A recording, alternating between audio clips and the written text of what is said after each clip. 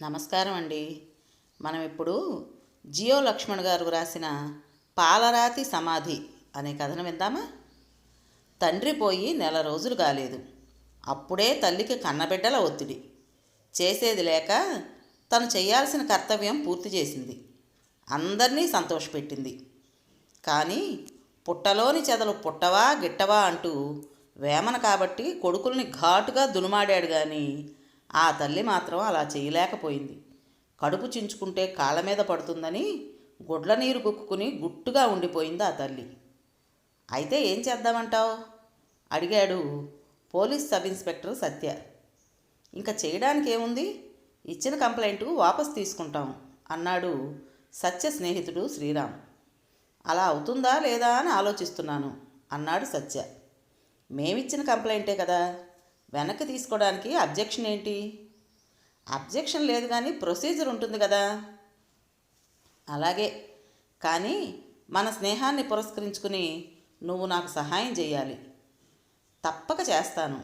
నువ్వు నాకు ఫేవర్ ఏమీ అడగడం లేదు కదా, ఇచ్చిన ఫిర్యాదు వెనక్కి తీసుకుంటున్నావు అంతే కదా? అవును. నా వైపు నుంచి నేనేం చేయాలో చెప్పు, చేస్తాను. నువ్వేం చేయనక్కర్లేదు, అంతా నేనే చూసుకుంటాను. మా సిఐకి చెప్పాలి. అయితే వెంటనే ఒప్పుకునే మనిషి కాదు కానీ అయినా పర్వాలేదు, నేను ఒప్పిస్తాను. చాలా థ్యాంక్స్ సత్య. ఇలా జరగడం చూసి అమ్మ చాలా బాధపడుతోంది. ఏం చేస్తాం, కాలం ఇలా మారిపోయింది. ప్రతిరోజు మేము ఇలాంటి విచిత్రాలు చూస్తూనే ఉంటాం. అమ్మకు చెప్పు, కానీ అసలు విషయం చెప్పక బాధపడుతుంది. చెప్పను, అందుకే కదా గుట్టు చప్పుడు కాకుండా కేసు క్లోజ్ చేయమంటున్నాను. Yes, thank you very much Satya. It's okay. Okay, వస్తాను అని బయలుదేరాడు శ్రీరామ్. కొద్ది రోజుల తర్వాత, బాబు ఇల్లు అమ్ముదాం అనుకున్నాం కదా, రేట్ వచ్చింది, ఓకే చేశాను అంది శ్రీరామ్ తల్లి శివపురం నుంచి ఫోన్ చేసి. నువ్వు అనుకున్న రేట్ వచ్చిందా అమ్మా అడిగాడు శ్రీరామ్. వచ్చింది నాన్న. అయితే సరే అన్నాడు శ్రీరామ్. మీ నాన్నగారు చనిపోయి నెల కూడా కాలేదు కదా అని ఆలోచిస్తున్నాను. నాకు అదే అనిపిస్తోందమ్మా. ఎప్పుడైనా అమ్మాల్సిందే కదా నాన్న. అవుననుకో, కొంతకాలం ఆగి అమ్మితే బాగుంటుందేమో. అప్పుడు ఈ రేటు వస్తుందని చెప్పలేం కదా. తమ్ముడికి చెల్లెళ్ళకి చెప్పావా? మనిద్దరం ఒక మాట అనుకుంటే తర్వాత వాళ్ళకి చెప్తాను. అమ్మా, నేను నీకు పెద్ద కొడుకునని ప్రాధాన్యం ఇస్తున్నావు. వాళ్ళు ఏమైనా అనుకుంటారేమో. అలా ఎవ్వరూ అనుకోరు. అయినా అదంతా నేను చూసుకుంటాను. నీ విషయం చెప్పు, ఇప్పుడు అమ్మేద్దామా వద్దా? నువ్వేది చేసినా కరెక్టే అమ్మా. నా గురించి ఆలోచించుకు. ఈ విషయం ముందు వాళ్ళకి చెప్పు. సరే, వాళ్ళతో మాట్లాడి నీతో మాట్లాడతాను అంది శ్రీరామ్ తల్లి.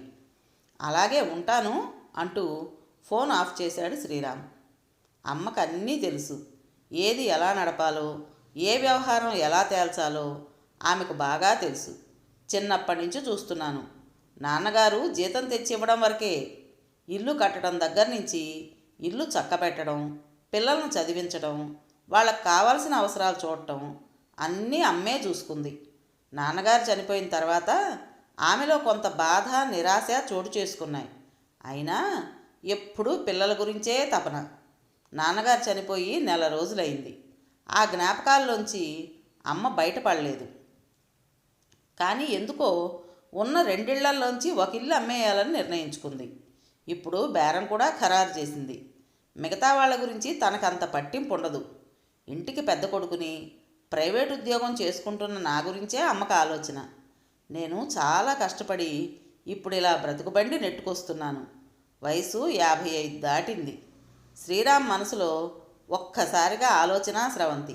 ఉదయం అతడి భార్య లక్ష్మితో జరిపిన సంభాషణ అతనికి గుర్తొచ్చింది. వెనక ముందు ఆలోచించకుండా వాణ్ణి ఇంజనీరింగ్లో జాయిన్ చేశారు. ఇప్పుడు ఫీజులు కట్టడానికి డబ్బులు వెతుక్కుంటున్నారు. లక్ష్మి కోపంగా అంది. ఏదో ఒకటి చేసి కడుతున్నాను కదా, ఇలా ఎంతకాలం? ఈ నగరంలో బ్రతకటమే కష్టంగా ఉంది. అయినా బ్రతుకుతున్నాం కదా. వాడు ఇంజనీరింగ్ పూర్తి చేస్తాడు. నువ్వేం బాధపడకు. ఇలా భరోసాలు ఇచ్చే బదులు మీ అమ్మగారిని ఆ ఇల్లు అమ్మమని చెప్పచ్చు కదా. మన వాటాతో వాడి ఇంజనీరింగ్ పూర్తయిపోతుంది. నాన్నగారు చనిపోయి ఇంకా నెలే అయింది. ఇల్లు అమ్మకానికి పెట్టమని అమ్మకు నేను ఎలా చెప్పాలి? నేను చెప్పలేను. మీరు చెప్పలేరు కానీ మీ తమ్ముడు మీ చెల్లెళ్ళు ఆవిడకు ఒకటే ఫోన్లు, మీ అమ్మగారిని ఆ ఇల్లు అమ్మేయమని. వాళ్ళందరివి గవర్నమెంట్ ఉద్యోగాలు, అయినా వాళ్ళు తొందరపడుతున్నారు. వచ్చే డబ్బుని ఎవరు కాదనుకుంటారు? వాళ్ళలాగా అమ్మకు నేను చెప్పలేనులే. చెప్పకపోతే మన జీవితం ఇంకెలాగే ఉంటుంది అంటూ కోపంగా వెళ్ళిపోయింది లక్ష్మి. శ్రీరామ్ వేదాంతిలా నవ్వుకున్నాడు. చెప్పినట్టుగానే శ్రీరామ్ తల్లి ఫోన్ చేసింది. అందరూ ఒప్పుకున్నారు. ఫిబ్రవరి 5న రిజిస్ట్రేషన్. అందరూ సంతకాలు పెట్టాలి చెప్పింది సరస్వతి. నీ ఇష్టమే నా ఇష్టం, ఎప్పుడు రావాలి అన్నాడు రామ్. ఆ రోజు ఇక్కడ ఉండాలి. నీ వీలును బట్టి అవకాశం ఉంటే ఒకరోజు ముందురా, లేదంటే ఆ రోజుకే రా. సరేనమ్మా అని రామ్ ఫోన్ పెట్టేగానే అతడి తమ్ముడు నీలకంఠం ఫోన్ చేశాడు.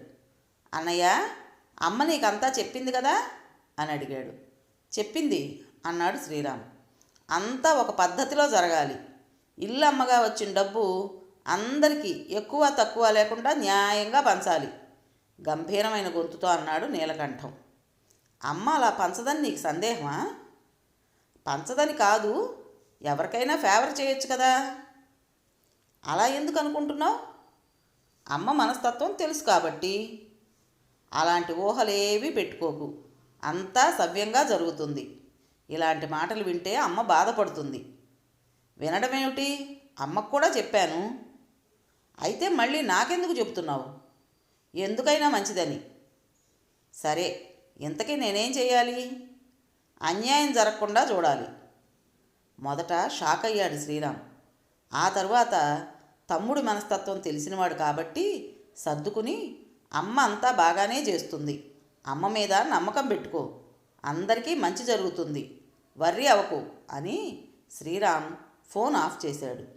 రాము, నీలకంఠం, వాళ్ళిద్దరి చెల్లెళ్ళు సుమిత్ర, గిరిజ శివపురం చేరుకున్నారు. ఇంటి రిజిస్ట్రేషన్ కార్యక్రమం మొదలైంది. అందరి మధ్య మాటలు కూడా మొదలయ్యాయి. అమ్మా, ఇక్కడ నువ్వు ఒక్కదానివే ఉండే బదులు మాతో విశాఖపట్నం వచ్చేయకూడదు అన్నాడు శ్రీరామ్. అమ్మ ఈ ఇల్లు వదిలి రాదు, ఇది నాన్నగారి ఆర్జితం అన్నాడు నీలకంఠం. నీకు కావలసిన వైద్య సదుపాయాలన్నీ నేనే చూసుకుంటాను, నా దగ్గరకు రా అంటే అమ్మ వినదు కదా అంది విజయవాడలో ఉంటున్న సుమిత్ర. మాది పల్లెటూరు, అక్కడికి రమ్మన్నా అమ్మ రాదు. అనకాపల్లి పక్కనే కదా పూడిమడక, ఎన్నిసార్లు రమ్మని అడిగినా ఉపయోగం లేదు అంది గిరిజ. ఇప్పుడు ఇల్లు అమ్మేశాం కదా, ఆ డబ్బేదో మీకు పంచి ఇచ్చేశాక మొదట కాశీ వెళ్తాను, ఆ తర్వాత ఆలోచిస్తాను ఎవరింట్లో ఉండాలో అంది శ్రీరామ్ తల్లి సరస్వతి. అందరూ కలిసి రిజిస్ట్రార్ ఆఫీస్కి వెళ్ళారు. ఫోటోలు, సంతకాలు పూర్తయ్యాయి. రసీదులు ఇచ్చారు. డాక్యుమెంట్స్ ప్రకారం డబ్బు అందింది, 20 లక్షలు. రాత్రి భోజనాలు అయ్యాక అందరూ హాల్లో సమావేశమయ్యారు. అందరికీ ఒక ఆమోదయోగ్యమైన పద్ధతిలో ఎవరి వాటా వాళ్ళకిచ్చింది సరస్వతి. తన వాటా తన దగ్గరే ఉంచుకుంది. అందరూ సంతోషించారు. నా ఊహ తప్పు, అమ్మ అందరికీ న్యాయం చేసింది అన్నాడు నీలకంఠం.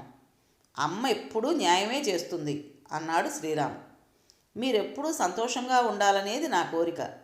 మీ నాన్నగారు సంపాదించింది మీకు కాకపోతే ఎవరికి అంది సరస్వతి కళ్ళ నీళ్లు తిప్పుకుంటూ. అంతేనమ్మా అంది సుమిత్ర. అవునమ్మా అంది గిరిజ. అయితే నా మనసులో చాలా బాధ ఉంది. మీ నాన్నగారికి ఖనన సంస్కారం చేసిన చోట ఎవరో తవ్వేశారట. ఎందుకు తవ్వారో అర్థం కాలేదు. మళ్ళీ మట్టితో కప్పేశారు. ఎందుకు అలాంటి ఘాతుకానికి పాల్పడ్డారో నా బుర్రకి తట్టడం లేదు. దానివల్ల ఉండే దోషమేంటో, దానివలన ఏం జరుగుతుందోనని నారాయణ పంతుల్ని అడిగాను. మళ్ళీ మట్టి కప్పేశారు కదా, పర్వాలేదని చెప్పాడు. అయినా ఏదో పూజ ఉందట, చేయిస్తానన్నాడు. ఆ తవ్విన వాళ్ళని వదలకూడదని పోలీసులకు ఫిర్యాదు చేశాను అంది కోపం, బాధ కలగలిపిన స్వరంతో. అక్కడ వాతావరణం ఒక్కసారిగా చాలా గంభీరంగా మారిపోయింది. శ్రీరామ్ నిశ్శబ్దంగా ఉండిపోయాడు. వాళ్ళెవరో తెలుసుకుని వాళ్ళ సంగతి తేల్చాలి అన్నారు సుమిత్ర, గిరిజలు. అవును, వాళ్ళని వదలకూడదు అన్నాడు నీలకంఠం. శ్రీరామ్ కళ్ళల్లో కన్నీళ్లు తిరిగాయి. ఒక గంట సేపు తండ్రి జ్ఞాపకాలు అనుభవాలు చెప్పుకుని రకరకాల భావాలకు గురయ్యారు. తర్వాత అందరూ నిద్రకు ఉపక్రమించారు. సరస్వతి పడుకుందే గాని తెల్లవారే వరకు నిద్రాదేవి ఆమెను కరుణించలేదు. అందరూ ఎవరి ఊళ్ళకు వాళ్ళు బయలుదేరారు. శ్రీరామ్, నీలకంఠం రైల్వే స్టేషన్ ప్లాట్ఫామ్ మీద నడుస్తున్నారు. ఇలా ఏదైనా ఒక సందర్భంలో కలవడమే తప్ప మనం ఎక్కువగా కలుసుకోవడం లేదన్నయ్యా అన్నాడు నీలకంఠం. అనుకుంటే కలుసుకోవచ్చు అన్నాడు శ్రీరామ్. అనుకున్నా అవడం లేదు. మా ఇద్దరికీ ఉద్యోగాలు, క్షణం తీరిక లేదు అన్నాడు నీలకంఠం. అయితే అనుకుని ప్రయోజనం లేదు. సరే, అమ్మ మనందరికీ డబ్బు సమానంగా ఇచ్చింది. నీకు మాత్రం తన వాటాలోంచి కొంత అదనంగా ఇచ్చింది. అది ఎవరూ చూడలేదు, కానీ నేను చూశాను. ఎందుకు ఇచ్చింది నాకు తెలుసుకోవాలని ఉంది అన్నాడు శ్రీరామ్ ఒక రహస్యం ఛేదించినట్టు. అది నాన్నగారికి నేను చేయించిన ఉంగరం తాలూకు డబ్బు. నువ్వు చేయించావా? అవును, నాన్నగారి చేతుకున్న ఉంగరం నేను చేయించిందే. చనిపోయినప్పుడు తీసి నాకు ఇవ్వమన్నాను. నేను వచ్చేలోపే నాన్నగారిని శ్మశానానికి తీసుకెళ్ళిపోయారు. ఆ ఉంగరం నాన్నగారి చేతికే ఉండిపోయింది. తీయడం మర్చిపోయారు. కానీ తర్వాత తెలిసింది అమ్మే ఆ ఉంగరం తీయకుండా వదిలేసిందని. ఉంగరం లాగితే రావడం లేదని అలాగే వదిలేసింది అమ్మ. బాధలో ఆ విషయం ఎవ్వరూ పట్టించుకోలేదు. నేను కూడా మర్చిపోయాను. నాన్నగారిని శ్మశానానికి తీసుకెళ్ళిపోయారు అన్నాడు నీలకంఠం. నువ్వు చేయిస్తే మళ్ళీ దాన్ని నువ్వే వెనక్కి తీసుకోవాలా? అవును, బంగారం ఉంగరం చనిపోయిన శరీరం మీద ఎలా వదిలేస్తారు? ఒక్కోసారి అలా జరుగుతుంది. నాన్నగారి వేలు నుంచి ఊడి రాలేదు, అందుకే అలా వదిలేశాం. అందుకే అమ్మ నాకు ఆ ఉంగరం ఖరీదు చేసే డబ్బు ఇచ్చింది. మరెందుకు నాన్నగారిని దహనం చేసిన స్థలం అంతా తవ్వించావు? నువ్వు పంపించిన ఆ మనిషి తవ్వి ఆ ఉంగరం నీకు తెచ్చిచ్చాడు. పోలీసుల దగ్గర సమాచారం ఉంది. నిమిషాల్లో పోలీసులు నిన్ను అరెస్ట్ చేయగలరు. కానీ నేనే అరెస్ట్ చేయకుండా ఆపాను. కుటుంబం పరువు గంగలో కలిసిపోకూడదని ఆలోచించాను. అసలు గుట్టు బయటపెట్టాడు శ్రీరామ్ కోపంగా. నీలకంఠం ముఖంలో రంగులు మారిపోయాయి. గడ్డ కట్టుకుపోయినట్టయిపోయాడు. ఏం మాట్లాడాలో అతడికి తెలియలేదు. దారుణమైన నిశ్శబ్దం. ఇద్దరూ నడుస్తున్నారు. రైలు వస్తున్నట్టు అనౌన్స్మెంట్ చేశారు. అన్నదమ్ములు ఇద్దరి మధ్య మాటలు లేవు. ప్లాట్ఫామ్ చివరకు నడుచుకుంటూ వెళ్ళారు. నీలకంఠం ఎక్కాల్సిన రైలు వచ్చింది. అతను పెట్టెవైపు వెళుతూ, వస్తానన్నయ్యా, తప్పైపోయింది. నీతో అన్నీ వివరంగా తర్వాత ఫోన్లో మాట్లాడతాను. నేనే ఆ పని చేయించానని అమ్మకు మాత్రం తెలియనివ్వకు అని చేతులు పట్టుకున్నాడు. శ్రీరామ్కి గుండె మండిపోయింది. ఛీ అనబోయాడు. ఎందుకో ఆగి, జరిగిందేదో జరిగింది, వెళ్ళు అని అన్యమనస్కంగా నీలకంఠాన్ని కంపార్ట్మెంట్ ఎక్కించాడు. రైలు బయలుదేరింది. శ్రీరామ్ ఆలోచిస్తున్నాడు. వాడు నాకు ఏమని ఫోన్ చేస్తాడు? ఏం సంజాయిషి చెప్తాడు? చేసిన దారుణమైన పనికి పశ్చాత్తాపంతో ఏడవడం తప్ప. అయినా వాడు ఏడవడు. వాడి మనస్తత్వం నాకు తెలుసు. జీవితమంతా చాలా సందర్భాల్లో ఇలాగే ప్రవర్తించాడు. ఇప్పుడేమో చేసిన సిగ్గుమాలిన పనిని అమ్మకు చెప్పొద్దని అంటున్నాడు. కానీ వాడికి ఒక్క విషయం తెలియదు. బహుశా జీవితంలో ఎప్పటికీ తెలియకపోవచ్చు. ఇచ్చిన పోలీస్ కంప్లైంట్ను అమ్మే వెనక్కి తీసుకోమని చెప్పింది. అది తమ్ముడు నీలకంఠం చేసిన పనే అని తెలిసి కుమిలి కుమిలి ఏడ్చింది. అమ్మే వాడిని క్షమించింది. అమ్మ ఎప్పుడూ అమ్మే. తల్లి పేగుకి వెలకట్టలేం. నాన్నగారికి పాలరాతితో సమాధి కట్టించు, ఇదిగో డబ్బు అని అమ్మ తన వాటా డబ్బు నా చేతిలో పెట్టింది. ఎందుకమ్మా, నేను కట్టిస్తాను, డబ్బు వద్దు అన్నాను. వద్దు నాయనా, దానిని కూడా మళ్ళీ ఎవరైనా తవ్వుతారు అంది అమ్మ నిష్ఠూరంగా. ఏంటమ్మా అలా అంటావు? అలా ఎందుకు జరుగుతుంది అన్నాను బాధగా. కానీ అమ్మ అన్న మాటలు నిజమే అనిపించింది. ఎప్పుడు ఎవరి బుద్ధి ఎలా మారుతుందో తెలీదు. ఈ విధంగానైనా నాన్నగారి స్మృత్యర్థం ఒక జ్ఞాపక చిహ్నంగా పాలరాతి సమాధి కట్టించబోతున్నాను. అదే నాకు సంతోషం. విన్నారు కదండి, పాలరాతి సమాధి. మరి ఈ కథ మీకు నచ్చిందా? నచ్చినట్టయితే లైక్ చేసి మరో నలుగురికి షేర్ చేయండి. అలాగే ఈ కథ పైన మీ విలువైన అభిప్రాయాన్ని కామెంట్ బాక్స్లో తప్పకుండా తెలియజేస్తారు కదూ. ఇటువంటి మరిన్ని మంచి మంచి కథల కోసం కొత్త వాళ్ళు మన ఛానల్ని తప్పకుండా సబ్స్క్రైబ్ చేసుకోండి. ఇంత మంచి కథను మనకు అందించిన రచయితకు మనందరి తరపున మనస్ఫూర్తిగా ధన్యవాదాలు తెలుపుకుంటూ రేపు మరో మంచి కథతో మీ ముందుకు వస్తాను. అప్పటి వరకు ఉంటానండి.